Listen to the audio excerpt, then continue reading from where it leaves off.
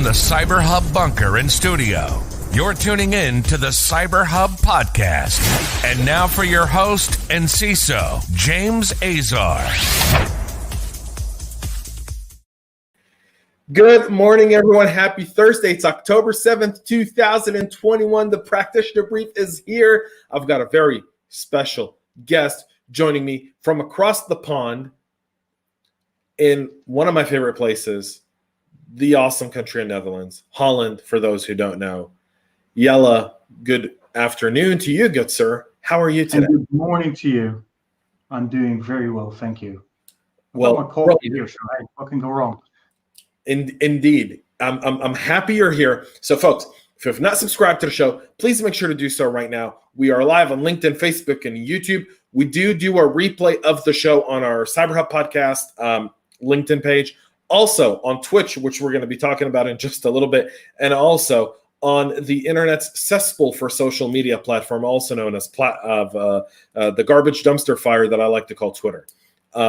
So you can catch it all there whenever you want.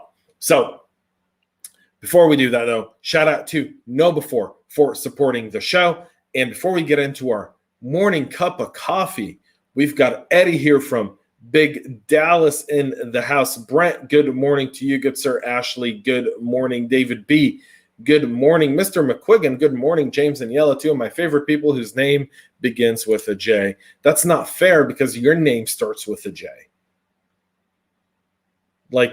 Yeah, sure. Well, hey. Yeah, we'll take it. We'll take it. Folks, we've got a busy show today. Stay tuned till the very end because Jelle's going to share his Cybersecurity Awareness Month weekly tip. And we're going to be doing that all week, all month long here for Cybersecurity Awareness. Every Thursday, we'll have a guest on. So don't miss that either. Good morning to Nick, who just joined us. But before we get started on today's show, my double espresso. And by the way, I'm having beautiful, I love an Italian espresso. I can't drink anything but Italian espressos because all the other ones I don't know that they know how to make a good espresso, right? Like Italians, it's like pizza, pasta, espresso. Have you ever tried a Romana, which is basically an espresso with a little slice of lemon in there? Yes, I have. Every time I go to Italy, it is one of my favorite things on the planet, man. They give you a little espresso. They give you a little slice of lemon. They also have you use the lemon to clean the tip of the cup, which is just excellent. It's a real nice palate cleanser and good to wake up with. It is. They say if you wake up in the morning, if you drink anything with lemon juice in it, then it all works well. We've got someone drinking Lavazza. I love Lavazza. I've also got a bunch of Lavazza coffee as well. I'm drinking Illy. And I keep emailing their CMO to sponsor the show, but he has yet to reply. So with that being said, folks, coffee cup cheers. Cheers, everyone. All right, let's get right into this first story, Jelle. A massive Twitch breach happened yesterday. I was going to post this on my LinkedIn page, and then I decided I was going to wait until today to talk about it. Because I figured it would make more sense. So this is a significant breach for Twitch. One where they've even, I'm a victim of this breach no different than anyone else because I have a Twitch account. So the Twitch source code, streamers and user-sensitive information were allegedly leaked online by an anonymous user on the 4chan image board. Now, this is a very weird place to drop this. 4chan. The ultimate Nazi hangout on the internet. It's kind of like that place where you go and you find all the scum is on 4chan. Yep. I've been targeted on 4chan more times than one can imagine. So I will tell you, this one, I'm like 4chan of all places. So the leaker shared the torrent link leading to 125 gigabytes archive containing data allegedly stolen from roughly 6,000 internal Twitch Git repositories. They also put in a bunch of stuff on there about what their post says. I'm not going to repeat what criminals say. They're not going to get that. But according to the leaked data, There is the entirety of Twitch TV, their entire source code with commit history going back to its early beginnings. There's mobile, desktop, and video game console Twitch clients. There's various proprietary SDK and internal AWS services used by Twitch. Every other property that Twitch owns, including IGDP and CurseForge, an unreleased Steam competitor from Amazon Game Studios, a Twitch SOC internal red teaming tools, and creator payout reports from 2019 until today. So the poster named his thread Twitch Leaks Part 1, which hints that there could be more in the pipeline for Twitch as they deal with this specific incident. The leak was likely a direct reply to Twitch's lack of response and effective tools to fend off hate raids targeting streamers in August, given the anonymous leaker also used the Do Better Twitch hashtag. Twitch has come out later and said that there was no credentials or credit card numbers exposed in the breach based on their own internal investigation. Jelle, what's your take on this one? Actually, I read somewhere that the hashes were leaked, though. Password hash, so change your password. But what's my take on this? Look, it's a massive platform. The fact that they were able to do this, that were able to get in and get this data, that's already telling. And then they posted this, dump it online. They didn't sell it or anything, even though there's very valuable information in there. So, yeah, what do you think of this? Seems personal. Definitely. It's hints to revenge or done out of frustration or spite or whatever. It's 125 gigs. That's an awful lot of data to go through and to look at. And if it's true, if this is just part one, what's in part two? I'm kind of curious. I don't condone hacking. I don't condone data leaks, etc. But there's red team SOC tools in there. Those are interesting actually to look at. So. And there's the unreleased Steam competitor. Think of the commercial damage that will do to Twitch. If that gets out and if they look at that, that's painful. Yeah, it's quite a hit for Twitch, and it's going to be significant. I do want to give a shout out to David Hurley, who's here. He also likes James McQuiggan's Jameson flavored coffee. And good morning to Mr. Christophe Foulon, one of my favorite people as well. So, folks, that's the Twitter story. If you are using, the Twitch story. I don't know why I said Twitter. The Twitch story. Please make sure to update your password, update your keys if you are using it. If your business uses Twitch for any sort of communication whatsoever, make sure to check that out as well and get those updated. We move on to a little bit more. Go ahead. I'm sorry, Jelle. Twitch allows for MFA, so switch that on. Turn on your MFA, but make sure it's an app-based MFA, please. Definitely. Don't do the text message stuff. All right. We'll move on to a little bit more serious stuff. I did a basic search. I couldn't find this happening before, but if you guys know of this, please, please, please hold me to account and put it in the comments. I can't recall a time where a healthcare manufacturer made a recall because of a cybersecurity risk to a healthcare device. We've seen them do patches, but never recall. I want to make that distinction. So Medtronic is recalling remote controllers used with some of its insulin pumps due to cybersecurity risks that could lead to an injury or even death. The recall is related to a series of vulnerabilities discovered by a team of cybersecurity researchers back in 2018. In June of 2019, the FDA and Medtronic informed the public of a recall of the Minimed 508 and the Paradigm series insulin pumps due to vulnerabilities that could allow an attacker to remotely hack the devices. The FDA and Medtronic said that some affected users whose devices were under warranty were notified as early as August of 2018. Folks, we're now in October of 2021, so keep this in mind as we go through this. The recall is now being expanded by Medtronic to the optional remote controllers associated with the affected insulin pumps. Users of these devices have been sent instructions, including for stopping the use of impacted controllers and returning them. The FDA says that more than 31,000 devices have been recalled in the U.S. The agency and Medtronic noted that the affected Minimed MT500 and MMT 503 controllers are no longer manufactured or distributed. You can see the images here. The FDA has made this a class 1 recall, the most serious type of recall. So that just lets you know what's going on there. This is quite crazy, Jelle. I mean, we're starting to see this kind of come through, where now we're seeing for the first time ever, at least from what I've seen. Again, and I say that based on the knowledge I have. If anyone has anything different, I'll gladly amend my statement if you can provide it. But it's the first time we see a recall on a medical device for cyber issues.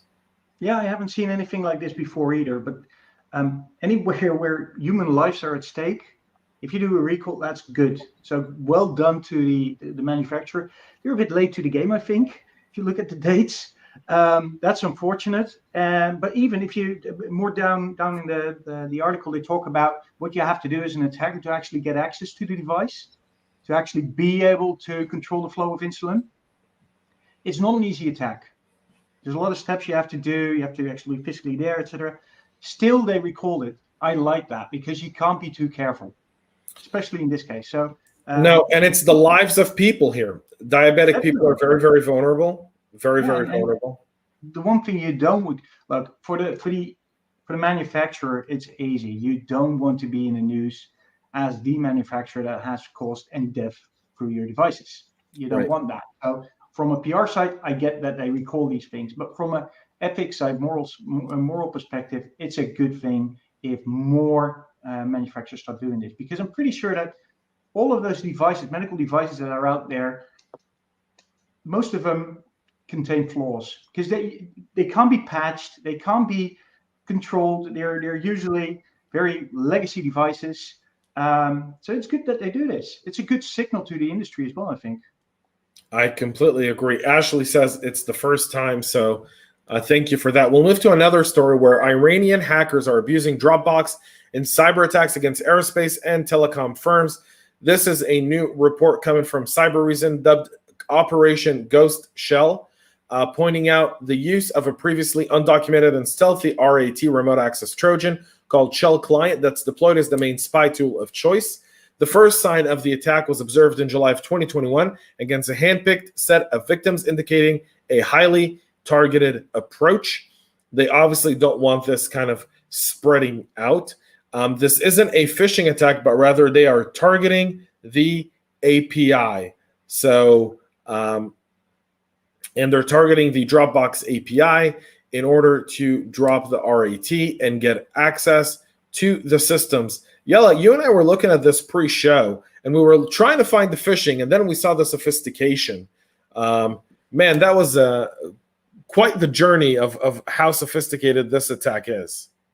Yeah, first thing I was thinking about, okay, so we've got some malware, so we send out a phishing attack, and hey, presto, it gets installed on some machines and you're done. But they didn't do it that way. It was actually leveraging, and I don't know if it's a vulnerability in the Dropbox API.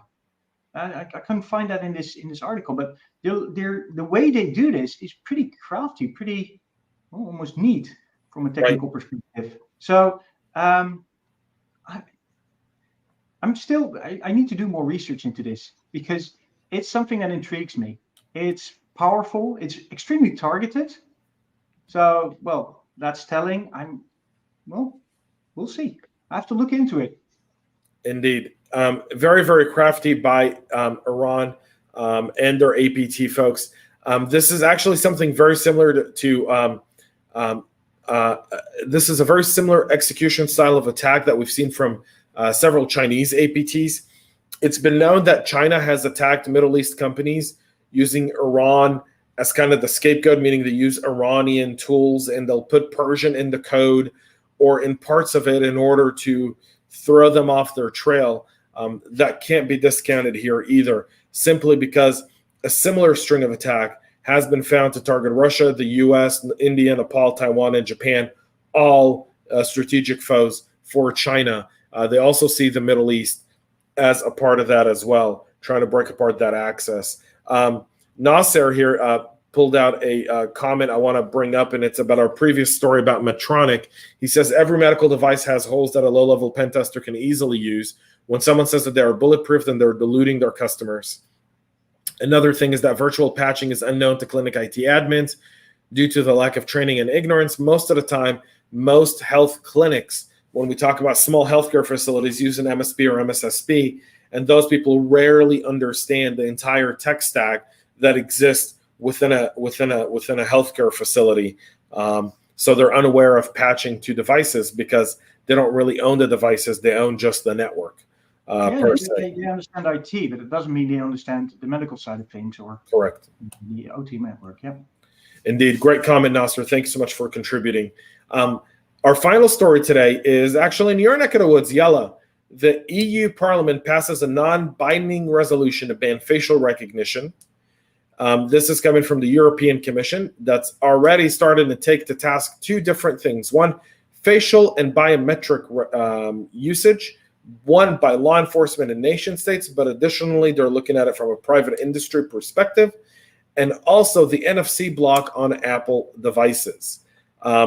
This to me is very interesting because one of the things that the European Parliament addressed here is the use of AI by law enforcement and other organizations. That they specifically talk about law enforcement, but then they kind of take it down later on. If you read the full kind of vote and you read the notes from the discussion, you realize they're looking at this also from a private industry perspective and a human rights perspective, from an employer perspective as well. So it's a non-binding agreement, meaning it's non-enforceable. It's kind of one of those things. The vote passed 36-24, and 6 people abstained from the vote altogether, meaning this could have gone 36-30 or 42-24, either or. They're specifically targeting services like Clearview AI, but we know that they are looking at trying to outlaw and ban anything from fingerprints, DNA, voice, and other biometric behavioral signals. Jelle, as an EU resident, what do you feel about this? So they're doing this because they want to make sure that people are innocent until proven guilty.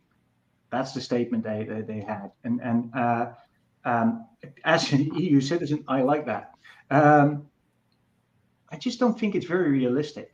Every time, and I haven't read the bill, but every time that a government bans or a technology or prohibits the certain elements of its own orchestration to use technology, it shouldn't be an either or. It shouldn't be yes or no. There's always a gray area where you can still use the benefits of that technology to do good, instead of just not using it at all. So I'm torn on this one. Secondly, well, it's non-legally binding, so hey, let's see which country actually adopts this. In the EU, that's always a thing, right? So we've got the European Union, and we're all friends there. But if you look at it on a country level, on a per country level, not everybody complies. I feel like the European Union Parliament, right? Like the people who vote and do this kind of stuff, is kind of like the UN. They're a bunch of worthless bureaucrats that are just sitting there coming up with stuff that can never be implemented. It's like La La Land. It's fiction. It's Harry Potter. It's politics. It's fiction.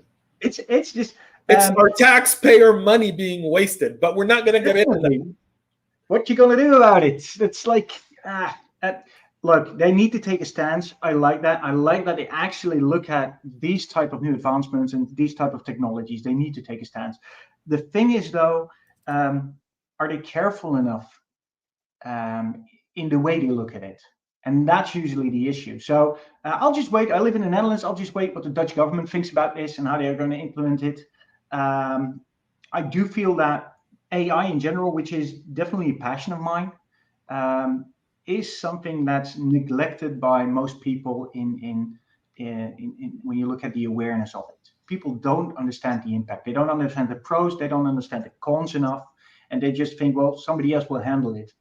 And I definitely would advise everyone read up on this stuff. It's here to stay. So make sure you at least understand the gist of it. Yeah, it's critical to understand the gist of AI. I was watching the Facebook testimony this week from the Facebook whistleblower, and they kept talking about AI, and I'm like, it's the narrow AI engine. Imagine if Facebook had a full AI engine running on their platform. I think things would look very different. I think what they put out there and then what they actually do are two very, very different things. Definitely. and one has to look at that. Jelle, before we end today, would you share with our awesome audience a cybersecurity awareness tip that you think would be very helpful this month, as we are in Cybersecurity Awareness Month? Actually, I'll share something which I did myself a couple of weeks ago, and it turned out to be really valuable. So I've been on the internet for a bunch of years. Don't know how many, but a couple of decades probably. So I've amassed hundreds of accounts, and 90% of those accounts I never use again. But they still have valuable information. So what I did, I actually went through all of my past accounts, looked them up, and went in, changed my password, and looked if I could enable MFA on those accounts. Because 90% of those accounts, even though I don't use them, I don't want to disable them either. So my tip for today was just sit down, think about all of those hardly ever used or unused accounts, go back and see if the security is still up to par. And that's especially for most users out there who just create accounts without actually thinking about them, thinking about it. Might be a good thing to do. Just spend 2 or 3 hours and go back and look at your history. Indeed. Thank you so much, Jelle, for that awesome tip. And thank you for being here today, man. I really appreciate it. I'm always grateful when you're on the show. It's always a blast. Same here. Thanks. Folks, that's it for our Practitioner Brief today. We'll be back with a lot more next week, Monday, right here. Go check out the CISO Talk episode dropped this week with my good friend, Michael Felker, the VP of Information Security over at Leaf Group. We talk about how do you integrate the CISO and the CFO together, and how do you communicate with the CFO, and then how do you map your security program to meet the company's financial goals. Great tips in that podcast. So go check it out on the CISO Talk podcast. You can find it on your favorite podcast listening platform and also on our YouTube channel at CyberHub Podcast. Until then, folks, I am very, very grateful for everyone's time. Thank you for being with us today. And until next time, stay cyber safe. Cheers, folks. We love feedback, so make sure to connect with us on social media and subscribe to our podcast on your favorite podcast listening platform.